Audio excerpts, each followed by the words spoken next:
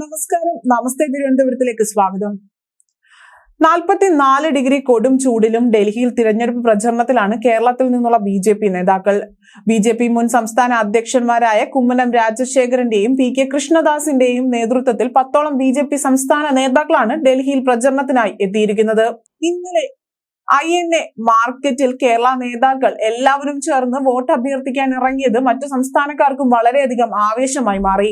BJP സംസ്ഥാന സംഘടനാ secretary K Subhash, മുൻ കേന്ദ്രമന്ത്രി അൽഫോൺസ് കണ്ണന്താനം, സംസ്ഥാന ഉപാധ്യക്ഷ പ്രൊഫസർ പ്രമീള ദേവി, സംസ്ഥാന വക്താക്കളായ സന്ദീപ് വചസ്പതി, സന്ദീപ് വാര്യർ, മഹിളാ മോർച്ച സംസ്ഥാന അധ്യക്ഷൻ അഡ്വക്കേറ്റ് നിവേദിത സുബ്രഹ്മണ്യൻ, ഡൽഹിയിലെ കേരള സെൽ നേതാക്കളായ ശശി മോഹൻ, ശശിധരൻ, അഡ്വക്കേറ്റ് ജോജോ ജോസ് എന്നിവരുടെ നേതൃത്വത്തിലാണ് INA മാർക്കറ്റിൽ പ്രചരണം നടത്തിയത്.